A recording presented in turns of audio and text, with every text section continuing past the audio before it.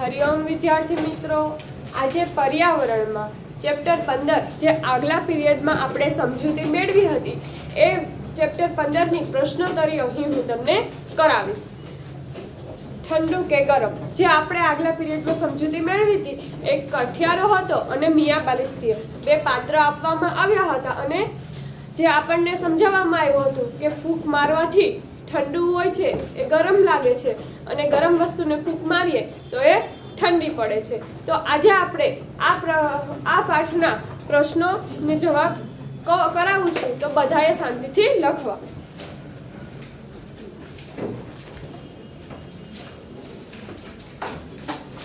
બધાએ પોતાની બુકમાં નોંધ કરવી, શાંતિથી પ્રશ્નોના જવાબ. બરાબર?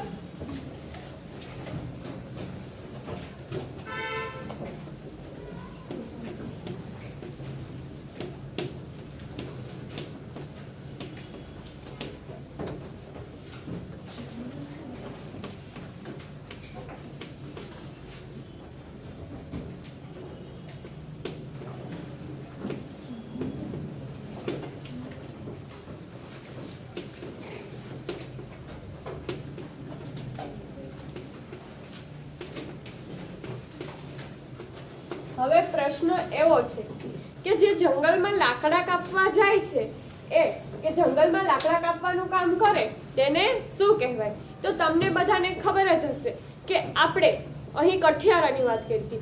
કઠિયારો હતો એ જંગલમાં શું કરવા જતો? તો કે લાકડા કાપવા. તો અહીં લખવાનું છે કે જંગલમાં લાકડા કાપવાનું કામ કરે તેને કઠિયારો કહેવાય.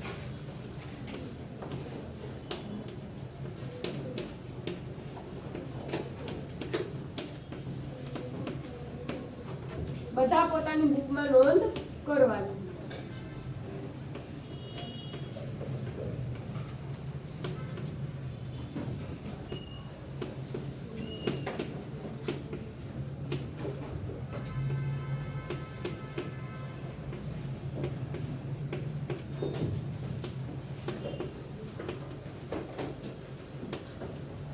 જંગલમાં લાકડા કાપવાનું કાર્ય કરે એને કઠિયારો કહેવાય. હવે આપણે બીજો પ્રશ્ન છે, શ્વાસ એટલે શું?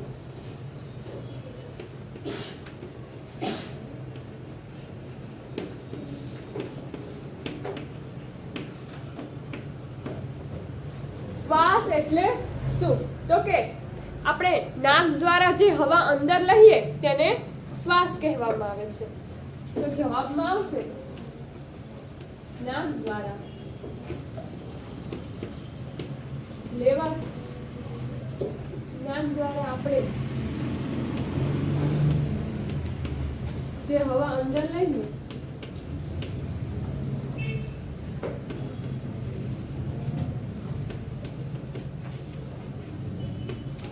તેને શ્વાસ કહેવાય.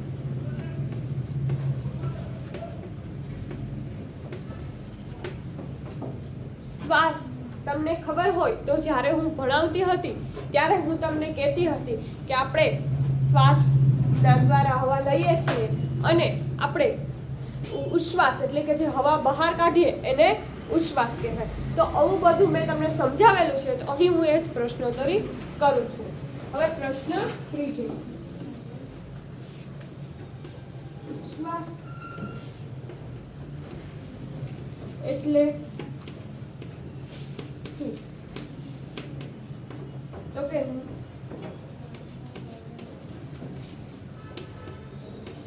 નાક દ્વારા આપણે જે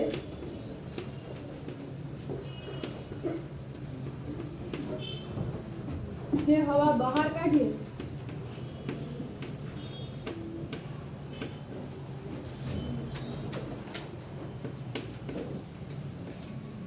તેને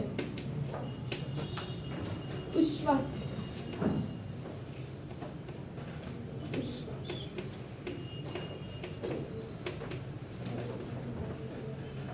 શ્વાસ એટલે શું? તો કે આપણે જે હવા અંદર લઈએ છીએ એને શ્વાસ કહીએ છીએ, જે હવા બહાર કાઢીએ છીએ એને ઉશ્વાસ કહીએ છીએ. અને શ્વાસોશ્વાસ એટલે કે શ્વાસ લેવાની અને શ્વાસ બહાર બહાર કાઢીએ એ જે પ્રક્રિયા થાય છે એને શ્વાસોશ્વાસની પ્રક્રિયા કહેવાય છે. એટલે કે આપણે જે શ્વાસ લઈએ છીએ અને જે શ્વાસ બહાર કાઢીએ છીએ એ જે પ્રક્રિયા થાય છે એને આપણે શ્વાસોશ્વાસની પ્રક્રિયા કહીએ છીએ.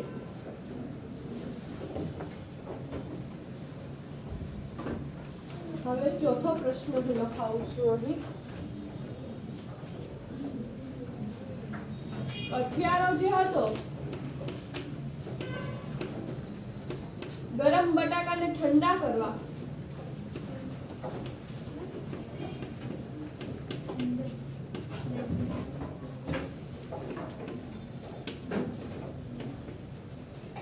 શું કરે છે? તો તમને બધાને ખ્યાલ છે કે જે ગરમ બટેટા કઠિયારા એ બાફેલા હતા એ એકદમ ગરમ હતા. તો એ બટેટાને ઠંડા કરવા કઠિયારો જોરથી ફૂંકો મારે છે. ફૂંક મારી અને તે બટાકાને ઠંડા પડે છે. તો અહીં લખું છું કે ગરમ બટાકાને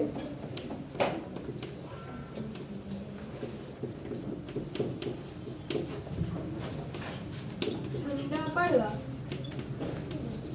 જોરથી ફૂંક મારવામાં આવે છે. શું કરવામાં આવે છે? ફૂંક મારે છે. કઠિયારો શું કરે?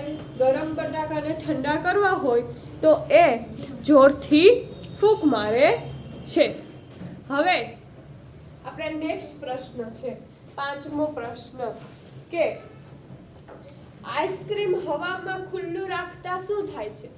આઈસ્ક્રીમને આપણે ખુલ્લું રાખીએ તો શું થાય છે? તમને બધાને ખબર છે કે આપણે ફ્રીજમાંથી કાઢેલું આઈસ્ક્રીમ જો એમને પડ્યું રહે તો શું થાય? પીગળી જાય છે. કારણ કે જે ગરમીના લીધે હવા એ પીગળી જાય અને શોષાઈ જાય છે. એટલે કે આઈસ્ક્રીમને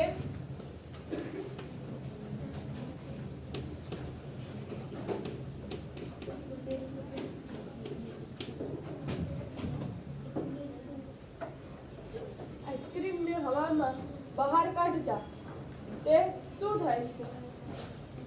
હવામાં ખુલ્લું રાખતા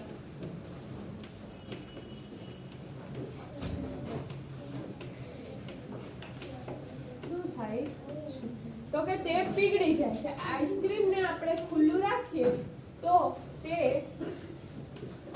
પીગળી જાય છે.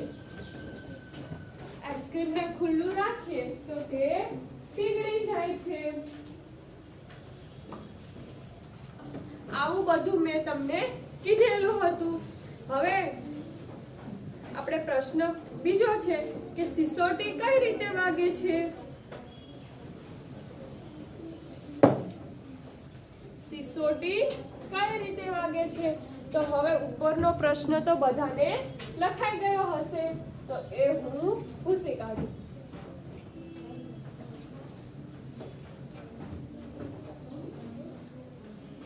પ્રશ્ન 6 સિસોટી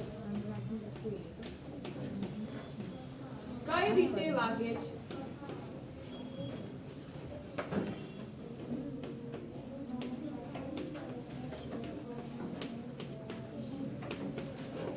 સિસોટી કઈ રીતે વાગે છે? તમને બધાને ખ્યાલ છે કે આપણે સિસોટી વગાડવી હોય તો જોરથી ફૂંક મારીએ તો વાગે છે. એટલે કે સિસોટી વગાડવા માટે જોરથી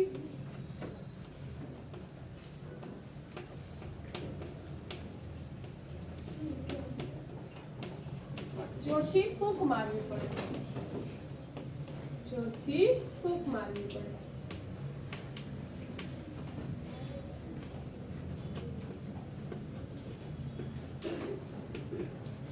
આપણે સિસોટીને વગાડવી હોય તો આપણે શું કરીએ? જોરથી ફૂંક મારીએ છીએ.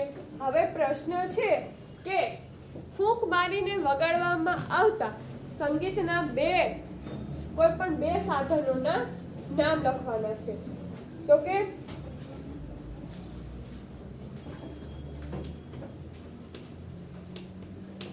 ફૂંક મારીને વગાડવામાં આવતા બે સાધનોના નામ.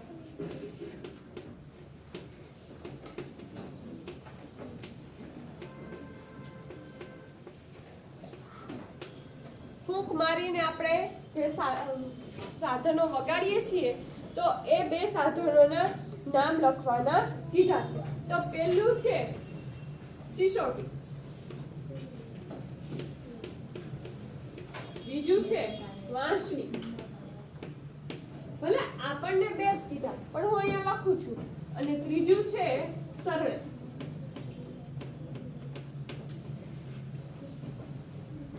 આ ત્રણ સાધનોથી આપણે, એવા તો હજી ઘણે હશે પરંતુ આપણે આ ત્રણ સાધનોના નામ તો લખવાના કે આના દ્વારા આપણે ફૂંક મારી અને આપણે સાધનો વગાડી શકીએ છીએ. બરાબર. હવે આપણે આગળ પ્રશ્ન લખીએ કે હૃદયના ધબકારા સામાન્ય કરતાં ક્યારે વધી જાય છે. એટલે કે મેં તમને કીધું હતું કે માણસના ધબકારા છે એ ક્યારે વધી જાય છે. તો કે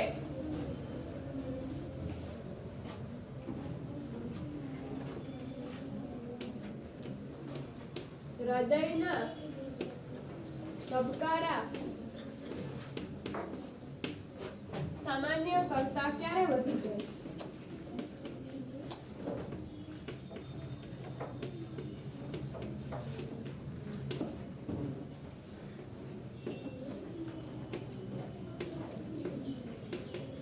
તમને લોકોને ખબર જ હશે કે સામાન્ય સ્થિતિમાં માણસનું હૃદય 1 મિનિટમાં 72 થી 75 વખત ધબકે છે. પરંતુ અસામાન્ય સ્થિતિ એટલે કે સામાન્ય સ્થિતિ ન હોય એટલે શું કીધું કે હૃદયના ધબકારા સામાન્ય કરતા ક્યારે વધે છે. જ્યારે માણસ રમત રમીને આવે છે, દોડે છે, કૂદકા મારે છે ત્યારે માણસના જે ધબકારા છે એ સામાન્ય કરતા એટલે કે 72 થી 75 કરતા વધી જાય છે. ક્યારે? તો કે જ્યારે માણસ રમત રમીને આવે,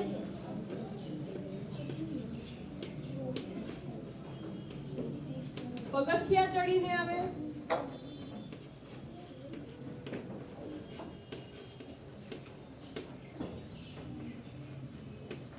અને રમત રમીને આવે, પગથિયા ચડીને આવે અને કૂદકા મારતો હોય, કૂદકા મારે પછી હૃદયના ધબકારા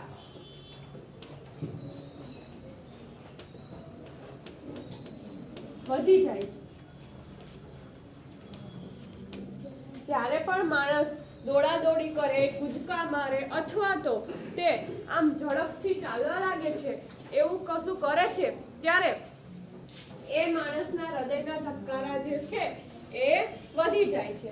અને માણસનું હૃદય જે 1 મિનિટમાં 72 થી 75 વખત ધબકે છે ત્યારે તેનું હૃદય 75 થી વધુ વખત ધબકતું હોય છે.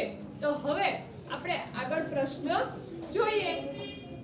પ્રશ્ન 9 કે ગરમ ચા હવામાં ખુલ્લી રાખતા, આપણે ગરમ કરેલી ચા હોય એને કપ આપણે અહીં ખુલ્લે રાખી દઈએ તો એ કપનું શું થાય? તો કે ગરમ ચા હવામાં ખુલ્લી રાખતા તે ઠંડી પડી જાય છે. શા માટે? તો આપણે જોઈએ.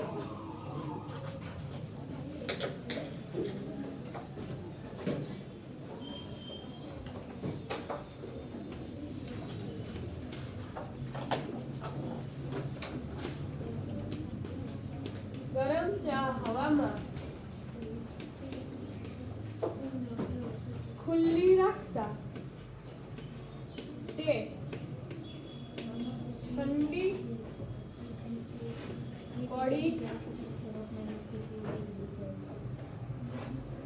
પડી જાય છે. શા માટે? ગરમ ચાને હવામાં ખુલ્લી રાખતા એ ચા ઠંડી પડી જાય. શા માટે? કારણ કે જે ચા ગરમ હોય એની જે વરાળ હોય એના કરતાં તો આપણે જે સામાન્ય વાતાવરણની હવા હોય એ ઠંડી હોય છે, એટલે કે ચાની ગરમ હવા વાતાવરણની હવા સાથે ભળી જાય છે અને ચા ઠંડી પડે છે. તો કે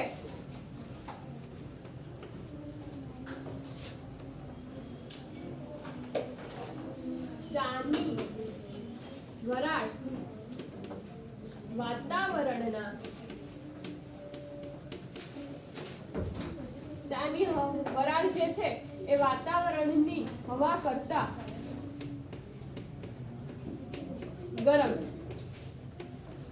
ગરમ હોય છે, જ્યારે તે વાતાવરણની હવા ઠંડી હોય અને તે ભળી જાય છે,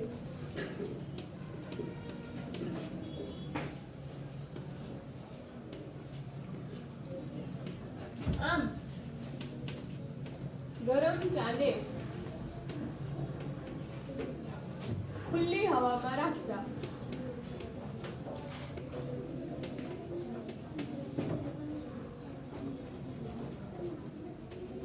ઠંડી પડે છે.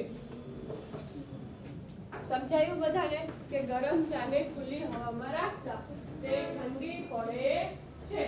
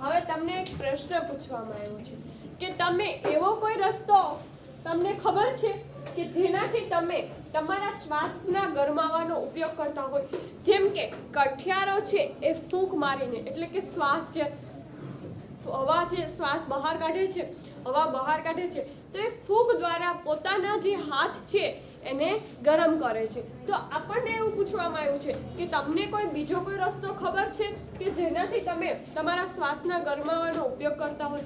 તો કે હા, મેં તમને કીધેલું જ હતું કે જ્યારે આપણે આંખ ઉપર કશું વાગે છે તો આપણે રૂમાલ હોય એ રૂમાલની ઘણી કરી અને એના ઉપર જોરથી ફૂંક મારીએ છીએ અને આપણને આંખના જે ભાગમાં વાગ્યું હોય ત્યાં આપણે એ રૂમાલ રાખીએ. આ રૂમાલ છે તો એના ઉપર ફૂંક મારીને અહીંયા રાખીએ તો આપણી આંખને રાહત મળે છે.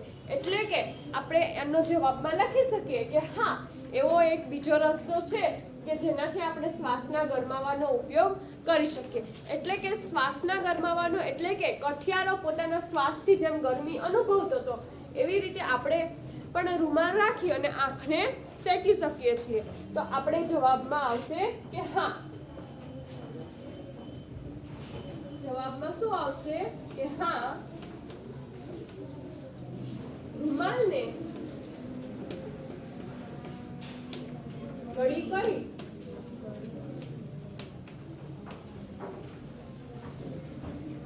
તેના પર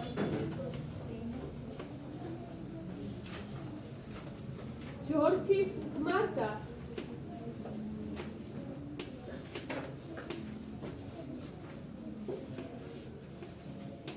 રૂમાલ ગરમ થઈ જાય છે અને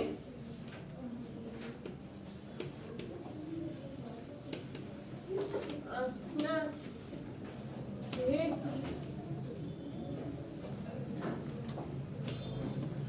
વાગ્યું હોય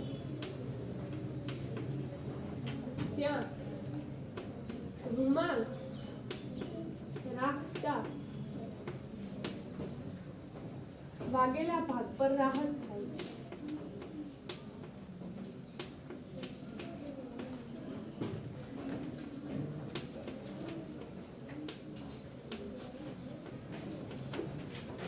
વાગેલા ભાગ પર રાહત થાય છે. તો અહીં કીધું છે કે તમને બીજો કોઈ તો કે હા, આપણે રૂમાલને જે છે એને આમ વ્યવસ્થિત સંકેલી એટલે કે ગળી ગળી કરી અને એના ઉપર જોરથી ફૂંક મારવાની. એ ફૂંક મારીએ તો આપણને જે ભાગ ઉપર આંખમાં કે લાગ્યું હોય તો ત્યાં એ રૂમાલ રાખીએ તો આપણને શું થાય તો કે આપણને રાહત મળે છે. એટલે કે સારું ફીલ થાય, સારો અનુભવ થાય.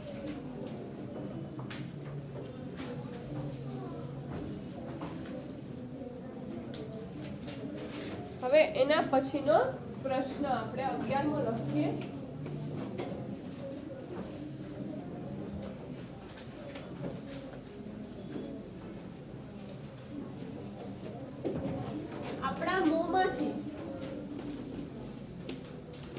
આપણા મોંમાંથી ફૂંકવામાં આવેલ હવા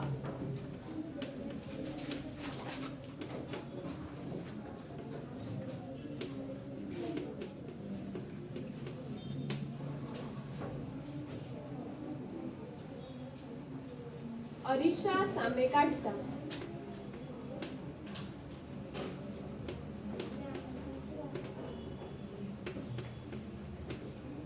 અરીસો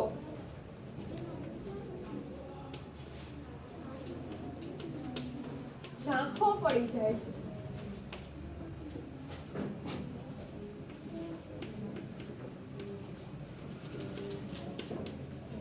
શા માટે?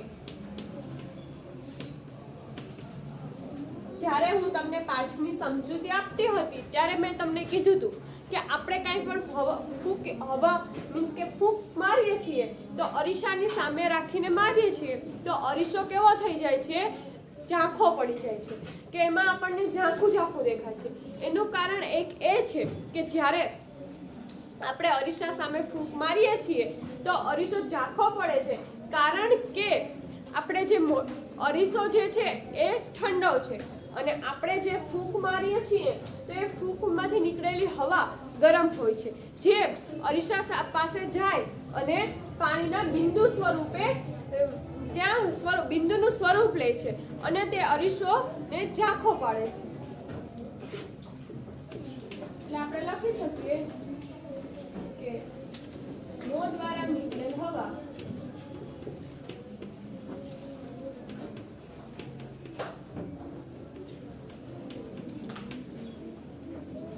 એ અરીસા કરતા ગરમ હોય.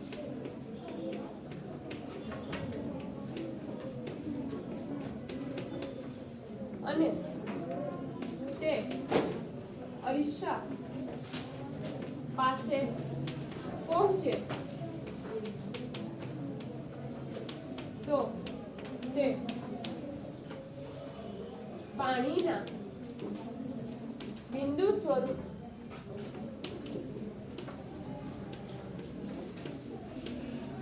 ધારણ કરે છે અને ગરમ હોય અને જે બિંદુ સ્વરૂપ ધારણ કરે અને અરીસો ધૂંધળો એટલે કે ઝાંખો પડે. સમજાયું બધાને કે અરીસો જે છે એ ઠંડો હોય, આપણા મોઢામાંથી નીકળેલી હવા એ ગરમ હોય છે.